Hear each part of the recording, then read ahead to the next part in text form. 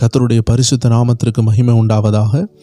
இன்றைக்கி கர்த்தர் வெறுக்கிற சில காரியங்களை நம்ம இந்த பழைய ஏற்பாட்டின் புஸ்தகத்தில் நீதிமொழிகளில் எழுதப்பட்ட வார்த்தைகள் மூலமாக பார்க்க போகிறோம். தேவ ஜனங்களே, நம்மளை இப்படிப்பட்ட கேரக்டர்லேருந்து நம்மளை காத்துக்கொள்ள இன்றைய அதிகாலை ஜெபத்தில் இந்த வசனம் உதவி செய்யும்.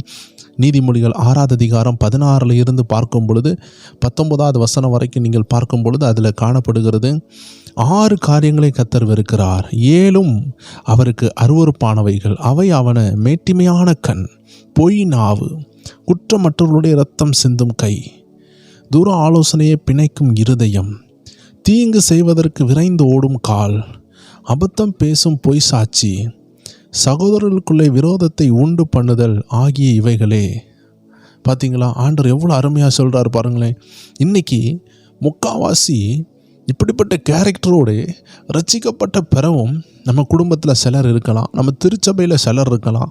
ஐயோ, என் கணவர் ரட்சிக்கப்பட்டுட்டாங்க, ஆனாலும் அவருக்குள்ளே இந்த அருவருப்பு இருக்குதுன்னு நீங்கள் யோசித்து கொண்டு இருக்கலாம். ஆண்டவர் எவ்வளோ அழகாக சொல்கிறார் பாருங்கள். இந்த அருவருப்புகளுக்கு நம்மளை காத்துக்கொள்ளணும். இந்த அருவருப்புகள் நம்மளை என்ன செய்யணும்னா ஜெபிக்க விடாது. நம்ம ஜெபத்தை தடை செய்கிறதே பாவங்கள் தான். பாருங்கள், மேட்டிமையான கண். மேட்டிமையான கண்ணுனா பெருமை நிறைந்த ஒரு உள்ளம். அதாவது எந்த பெரிய எருமைன்னு சொல்லுவாங்க, எருமை வந்தால் கூட தெளிவாக தெரியும், ஆனால் பெருமை வந்தால் தெரியாது. எப்பேற்பட்ட பாவம் நமக்குள்ளே வந்தாலும் நமக்கு தெரியும். ஒரு இச்சை வருதா, அந்த இச்சையை உணர முடியும். ஒரு பசியின் ஆவி வருதா, நம்மளை சாப்பிட வச்சு கொண்டே இருக்கும். தூக்கத்தின் ஆவி வருதா, தூக்கமாக இருக்கும்.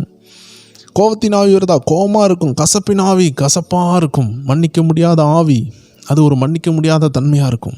எரிச்சலின் ஆவி எரிச்சலாக இருக்கும். ஆனால் பெருமையின் ஆவி வந்தால் எப்படி இருக்கும், ஒன்றுமே தெரியாது. அதான் மேட்டிமையான கண்.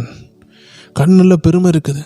பொய் நாவு, பொய் மோசமான ஒரு பாவம். எதை எடுத்தாலும் பொய். தேவ ஜனங்களே, சிலருக்கு இன்றைக்கி சில விஷயங்களை மறைக்கணும். இப்போது நீங்கள் கணவருக்கு தெரியாமல் சபைக்கு போவீங்க, தெரிந்தால் உங்களை வெட்டியே கொள்வார்னு வைங்களேன். இந்த இடத்துல நான் பொய் சொல்லி தான் போகணும்னு நிறைய பேர் நினைப்பாங்க. நீங்கள் பொய் சொல்லாமல் வேதம் சொல்லுகிறது சர்ப்பத்தை போல வினாவாக இருங்க. இல்லை அங்கே ஒரு கடைக்கு போயிட்டு வந்தேன் அப்படின்னு சொல்லலாம். ஞானமாக நம்ம சொல்லணும்.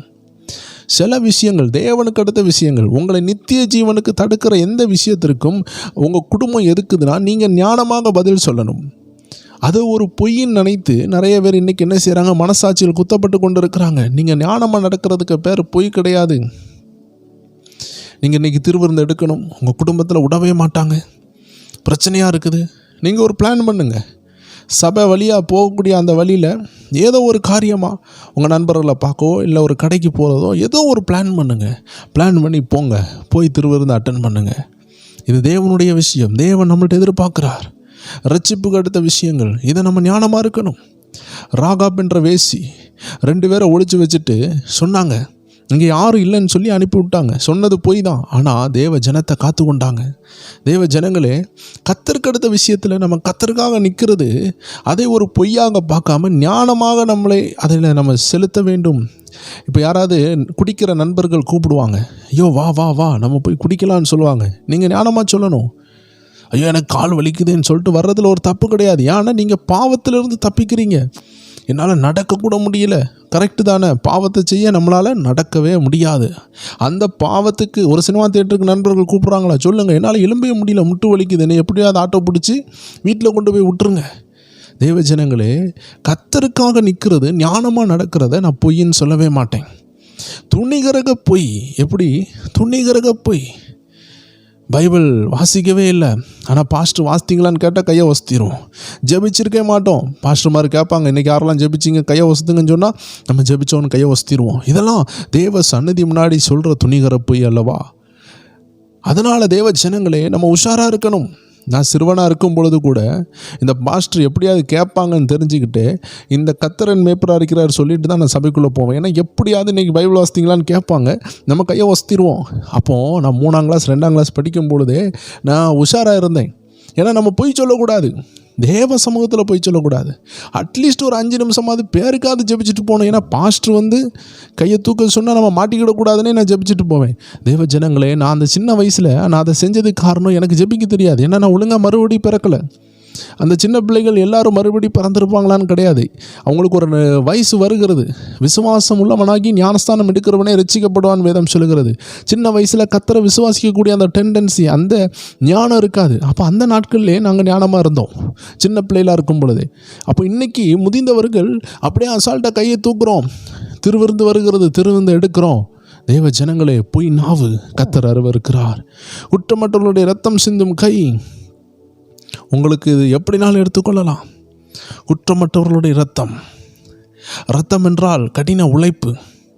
இன்றைக்கி நிறைய பேருக்கு பணத்தை கொடுத்து என்ன செஞ்சுருவாங்க, முதல்ல வந்துடுவாங்க. படித்து ஒருத்தன் முதல்ல வந்திருப்பான். அவன் கஷ்டப்பட்டு படித்து வேர்வை துளிகள் சிந்தி ரத்தம் சிந்தி முன்னாடி வந்திருப்பான்.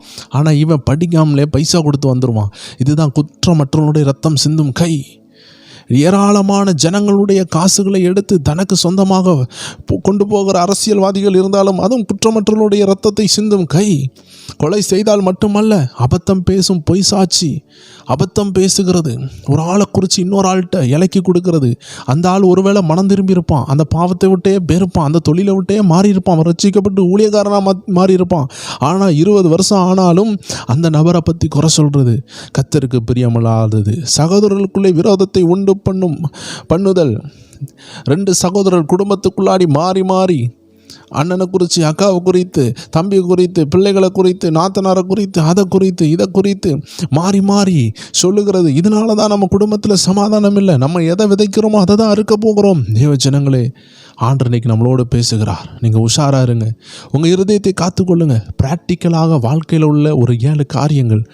6 வெறுக்கிறார், 7 அருவருப்பானது என்று அருமையான சாலமோன் மூலமாக கர்த்தர் எழுதி வைத்திருக்கிறார். நம்ம என்ன செய்ய வேண்டும்? வசனம் சொல்லுகிற, என் மகனே, உன் தகப்பன் கற்பனையை காத்துக்கொள், உன் தாயின் போதகத்தை தள்ளாதே. தேவ ஜனங்களே, நம்ம தகப்பனாகிய ஆண்டவரை இயேசு கிறிஸ்துவின் போதனை, நம்முடைய தாயாகிய தேவன் ஒரு தாயைப் போல தேற்றுகிறவர். அவருடைய கற்பனைகளை கைக்கொள்ள கர்த்தர் அழைக்கிறார். நம்மளுக்கு இந்த உலகத்துக்கு ஈடுபாடு இல்லை. நம்ம வேறுபட்ட மக்கள், கர்த்தருக்காக வேறுபட்டு வந்திருக்கிறோம். நாம் நம்மளை காத்துக்கொள்ள அழைக்கிறார். இப்படி இருந்தால் கர்த்தர் நம்மேல் பிரியமாக இருப்பார். எல்லாம் ஜெபிப்போமா? ஆண்டவரே, என் மேல் பிரியமாயிரும். நான் உலகத்தான போல, ஒரு அஞ்ஞானியைப் போல வாழாமல், நான் ஆண்டவருக்கு பிரியமில்லாதவனை போல வாழாமல், பிரியமில்லாதவள் போல் வாழாமல், உமக்கு பிரியமானதை செய்ய எனக்கு உதவி செய்யுங்க ஆண்டவரே.